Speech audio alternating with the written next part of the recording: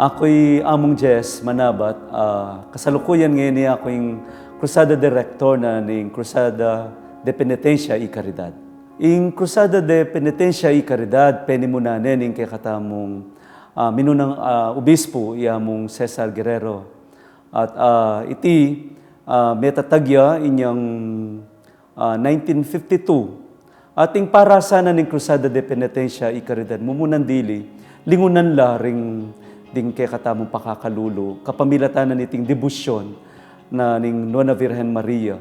At iting debusyon na iti, payabot ni kay katamo na palalaman tayo yung kay katamong relasyon king hapong Gino, king Ginong Jesucristo. Nya sa potalawen me, kita pa mong Cruzada de Penitencia y Caridad. Cruzada, buong sabihan, kapagnasan.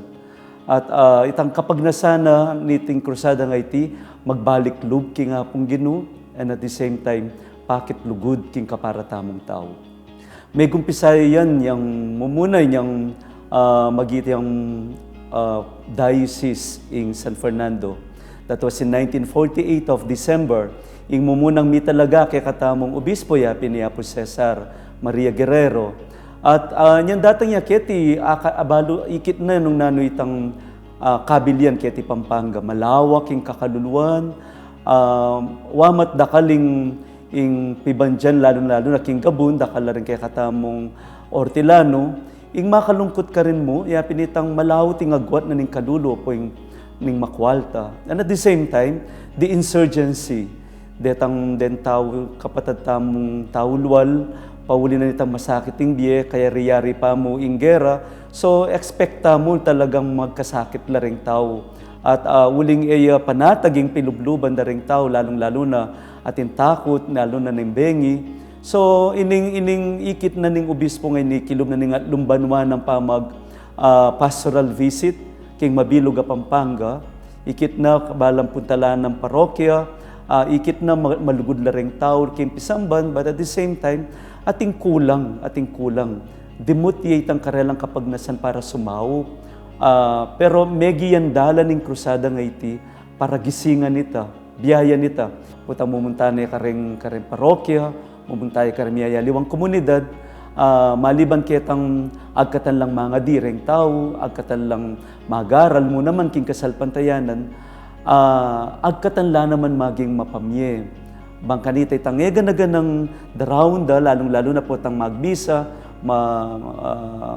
midahon lang lamak din tao, itan lamak kaita, yan naman yung maging tipunan da, likuman da, patang kay yang idalada ken tutuking parokya o tutuking lugar apun talanda. At itay pamiyay ita, idake ya karen pakakalulo.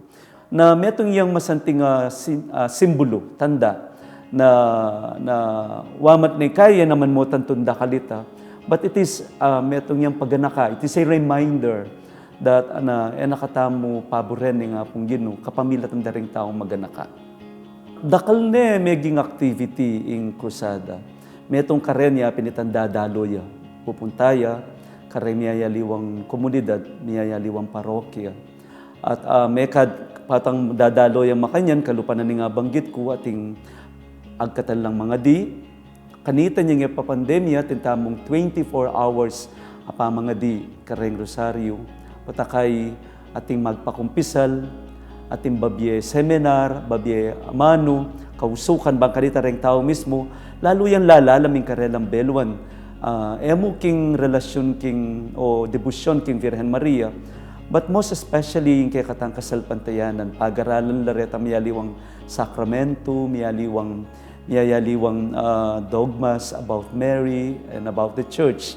And at this, kay Batnanita, atin mo naman magaganap aman tamong nung ating available na doctors, patakay mag free clinic, mamiyalang panulo, tang makanyan. At maragulyang bagay, itang paramdam na papakit na ning Santa Iglesia, lalong-lalo nung nokarnya itang parokyang Delawana na lingunan la ring tao. Potang sasabihan tamong kanawan, pininiing kalamat grasyang tinggap. At uling grasya, yan ang kaya may manpangayong tuliran, pero kusa na yung ibiye pagkalubling apong Gino. At hindi magaganap yan king mismong krusada.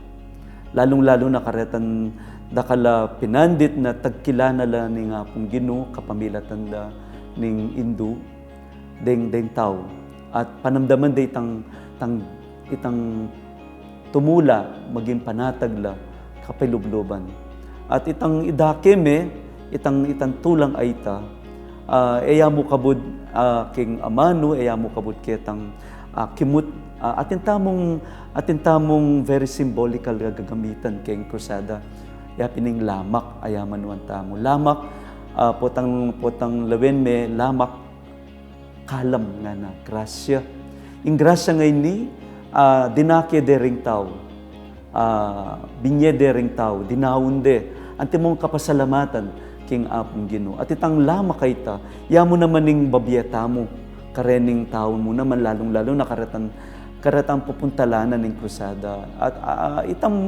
metong yang tanda anong no ka rin apin ing pamikatagon para i-share me nung nanoy itang binye na kay kaning apong Ginoo and more than that more than the lamak apin mismo itang kasalpantayanan the moment you share the joy itang dinake mo yung tula dinake mo itang lugod dinake mo itang kapatawaran, lalong-lalo na kareng tao, itang maragula misyon na agagampananan ng krusada.